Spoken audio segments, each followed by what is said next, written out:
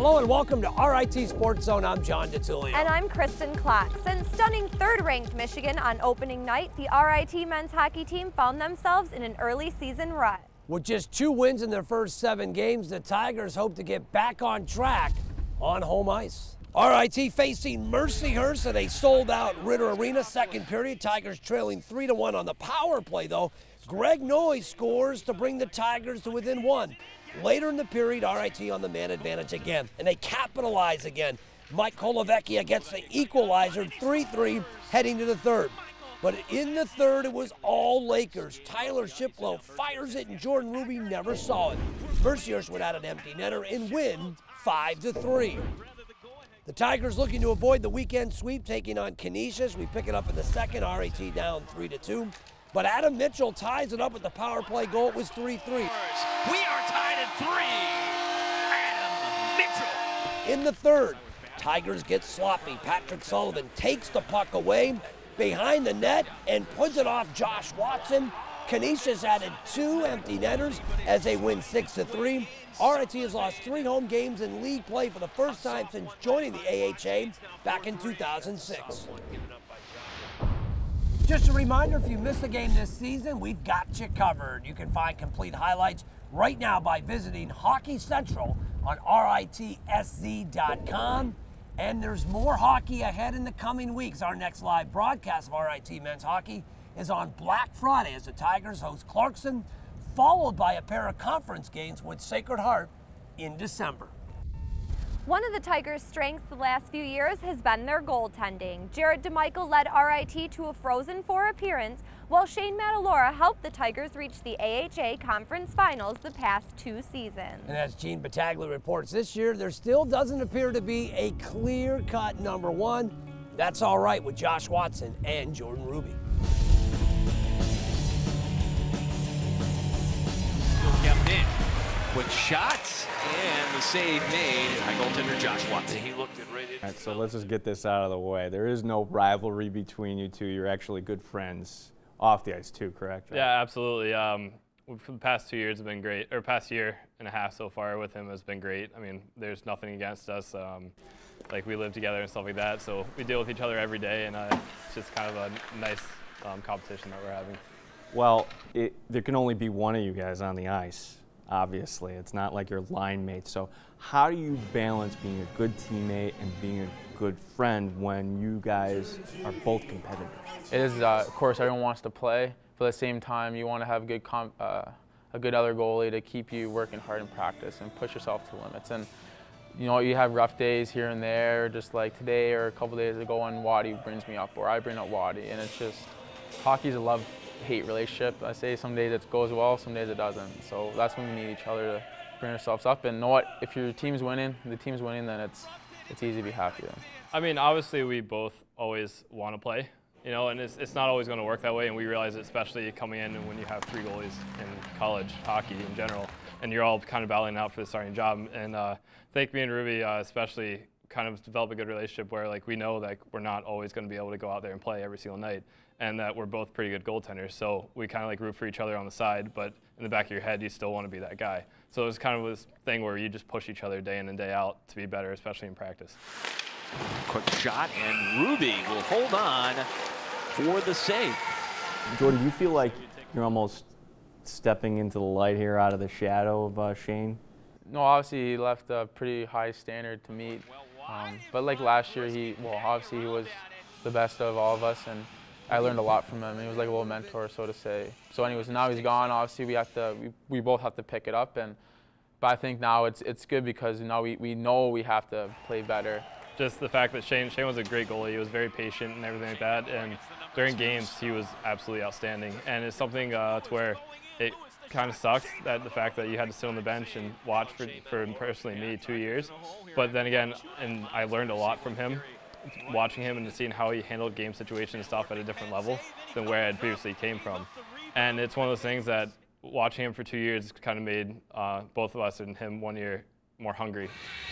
Got goalie? Well, the Tigers do tonight. Josh Watson.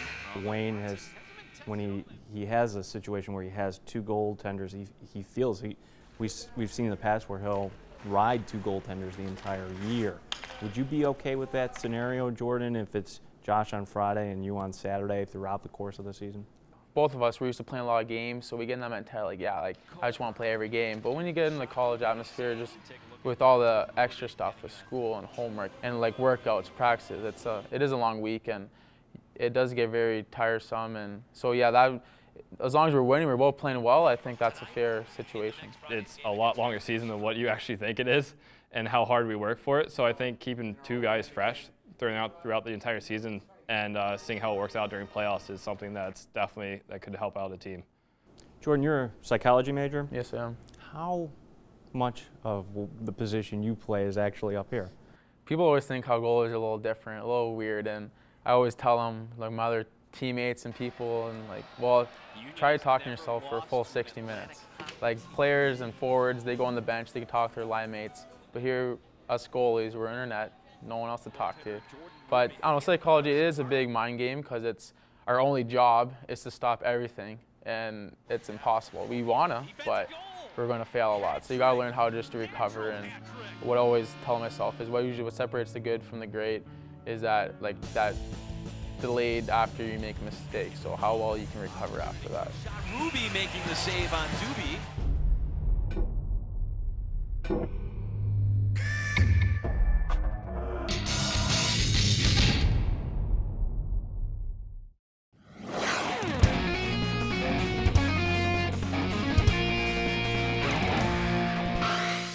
Welcome back to SportsZone. In 2007, Steve Pinizzotto became the first RIT hockey player to sign an NHL contract. In 2010, Kristen Ev did the same, and later that season became the first former Tiger to play in the NHL. As Kristen Klock reports, a current member of the team is RIT's first NHL draft pick.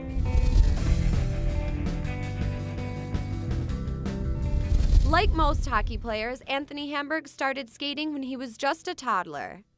I started playing hockey when I was 2.5 years old. My mom would take me and my brother to the rink, and we just learned. She took us skating all the time. And she went to Denver University, and she knew all the hockey guys there, so she developed the love for hockey for us. Hamburg developed a love for the game, and as he grew older and continued to play, scouts started to take notice.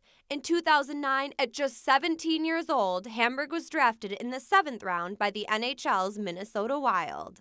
What were your emotions when you found out? Obviously, I was excited. I was scared a little bit. Didn't really know what to think, but it was definitely a happy moment because obviously you work your whole life playing hockey. You want to do something with it. So it was a fun experience, and you definitely feel accomplished, but you also have to, keep working harder and realize that there's a bigger goal for you now. After being drafted, Hamburg enrolled at Colgate, but quickly realized he wasn't ready to play college hockey. So he returned to the USHL for 2 years before enrolling at RIT this fall. Why did you decide to go back to college hockey after thinking that it wasn't right for you at Colgate? I was definitely more mature, more aged. I had got stronger and all that. Just more mature aspect of personal life and also physically, and so I'd do better in college hockey. Why did you decide to come to RIT? I just felt like it was the right fit for me. When I came here, I loved it. Anthony's RIT's first NHL draft pick. Can you tell with him right now that he has that potential? I think there's a lot of work still ahead of for Anthony, and I would say that to anyone. I think being drafted, for some players, they think they've made it once they've been drafted when it's just the start. Right now, for him being drafted, it just shows that Minnesota was very interested in him enough to draft him, and now that he's somewhat owned by them or he's their property, he's got to develop his game and trying to reach what would be the next goal. And he can't really be thinking about the future too much. He really's got to focus on how he's doing presently, from day to day in practice to weekend in games. Hamburg hopes his time at RIT will ready him for the next level. So what sort of things do you think he still needs to develop to get to that next level? I think his head and his hands are really his asset. He thinks the game very well, and he's got very good hands. I think he's got to get quicker. His first steps have to get quicker, and he got himself into good shape this summer and lost some weight, and I think that will go a long way. Now, strength is another factor to go along with that. What do you think you will gain from playing hockey here at RIT? I think I'll gain more experience, obviously. I think playing with a more mature team will help me mature even more physically and, mentally and on the ice.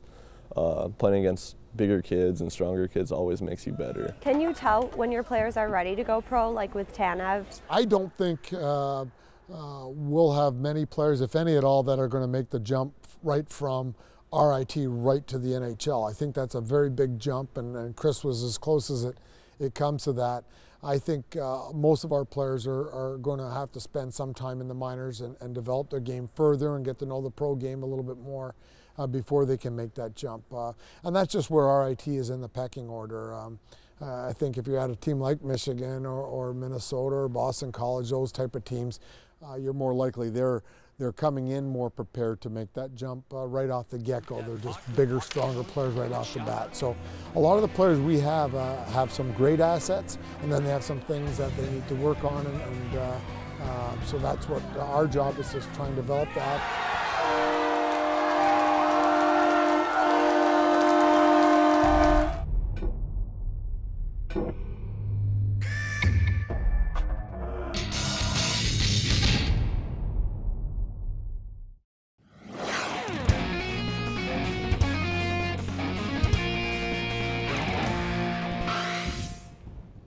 Each year, RIT Athletics honors its past by recognizing the most outstanding athletes, coaches, and contributors to sports here in the Brick City. The 44th annual RIT Sports Hall of Fame induction ceremonies were held in October at Locust Hill Country Club. 6 new members were enshrined, including former wrestler Dave Siaka, swimmer Carolyn Coster, women's soccer player Carolyn Rivers, Mike Lawson and Dan Hickey of the RIT men's soccer program, and former hockey standout Al Vyverberg. As Lauren McShane reports, since leaving RIT 36 years ago, Al Vyverberg and hockey have been inseparable.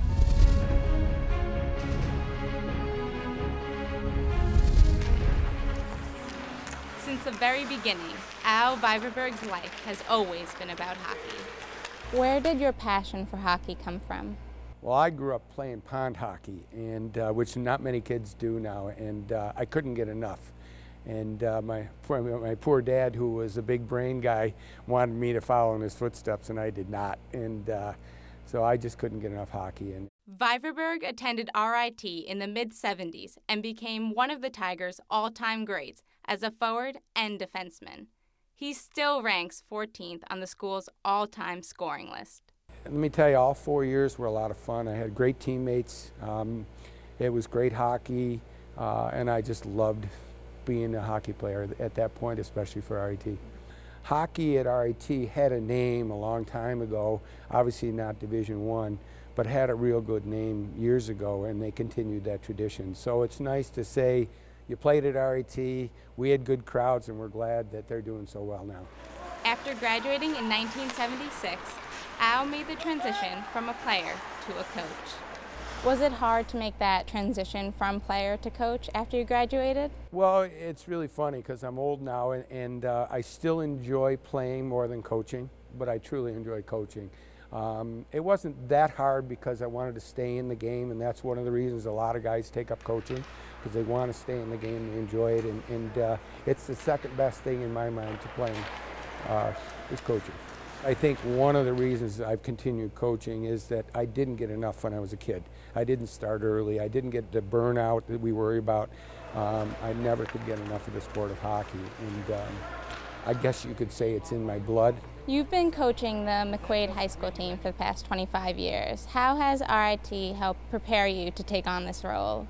Well, no one talks much about my former coach at RIT, but he wasn't a very good hockey player, but he was a student of the game, and I learned an awful lot from him, and really his knowledge of the game helped my basis of coaching. I knew I wanted to coach at some point, but him being a student of the game allowed me to realize that I've got to learn more about this game besides being a player. In 25 years at McQuaid, Al has led the Knights to numerous victories, including the New York State Championship in 2005. You're only as good as the players that you have, and I had some great determined hockey players, and they wanted to do something that year. Obviously, you don't know till you win it that you're going to do something like that. But that was one of my, as a coach, one of my most fondest memories. This past season, you set the record for the coach with most wins in Section 5 history. What's it like to hold this title? It's an honor. Having grown up in Rochester and known most of the coaches over the years and a lot of players through the years, it's an honor. I've known some great coaches that could have been ahead of me if they were at McQuaid. I'm very fortunate to have coached at McQuaid because I always have competitive teams and competitive kids. But overall, it's quite an honor to be that. His passion and dedication to the sport has paid off. In October, he was inducted into the RIT Sports Hall of Fame. Please welcome Hall of Fame inductee Vyverberg. Well, it was a great honor. I didn't think it was ever going to happen. In the back of my mind, I thought I might be a candidate. I think I was actually nominated a couple times, but overall it was a fantastic honor. In addition to coaching, you also manage your own skating institute. Can you tell us a little bit about the institute and the inspiration behind it? This was RIT's first rink, and I've enjoyed working here. I'm actually just completing my 32nd year here. I didn't even know if I was going to stay two, and that's how jobs work. But I've enjoyed this. The inspiration comes from the kids that come in and play hockey. I really enjoy coaching kids, working with kids, but especially seeing kids with a smile on their face skating and playing the sport of hockey. To me, that's inspiration in itself.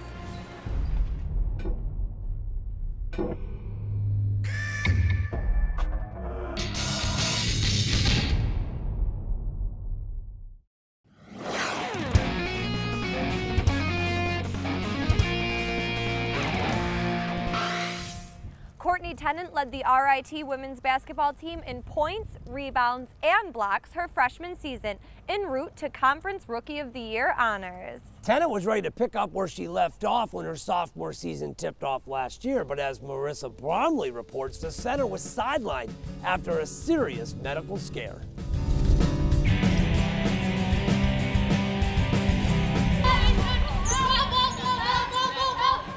What happened for you to notice this problem? It was in practice last December, and we were in another kind of half-court drill, and my heart kind of just started pounding in my chest, and I was getting really lightheaded. And I kept going, just thinking, I knew I had ignored stuff like this in the past. There was one episode I can remember in high school that we were in a summer scrimmage, and my heart just went off and I had to pull myself out of the game. But I went over to Missy and just said, "Missy, my heart is pounding right now." And she's like, "What do you mean?"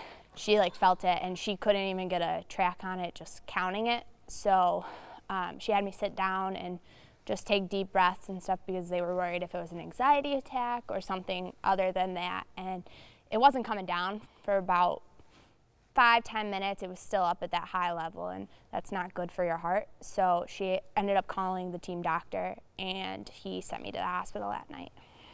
What is the condition that you have? Well, it's called supraventricular tachycardia, or better known as SVT, and it basically means I had an arrhythmia of my heart where my heart would start pounding at an excessive beat after nothing was really triggering it, except it was being triggered during exercise, but not really the stressful part, more of the light down exercises. So my heart will go over 240 beats per minute, and normally that's not really good.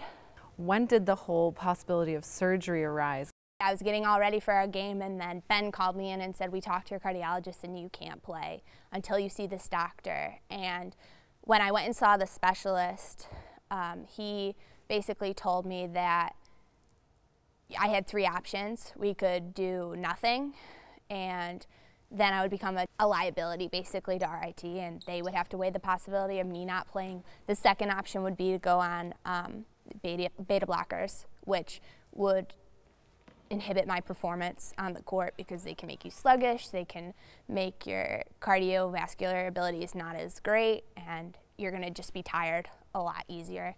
And then the third option was surgery. Was there ever any doubt in your mind that, maybe I should just take care of myself and put basketball on the back burner for now? The first thought was, how long do I have to sit out for? And if that had happened outside of season, that wouldn't have been my first thought. It would have been a little more nerve-wracking, but I think having the team to get back to and having a goal to get back to was really important and really helpful for me.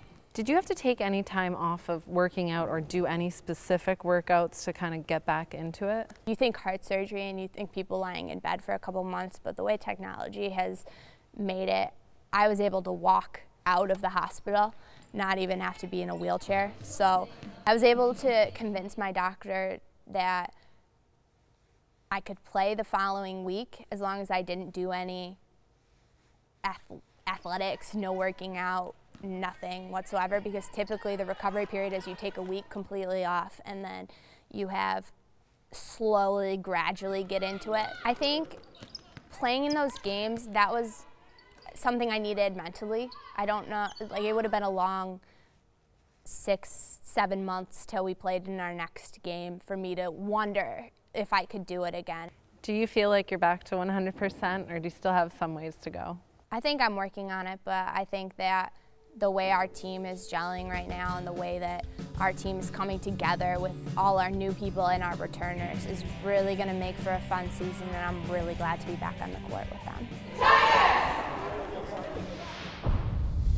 Well, that does it for this edition of RIT Sports Zone. Don't forget, we're always on at RITSC.com. And you can also stay up to date with Sports Zone by following us on Twitter and friending us on Facebook. So until next time, thanks for joining us in the zone.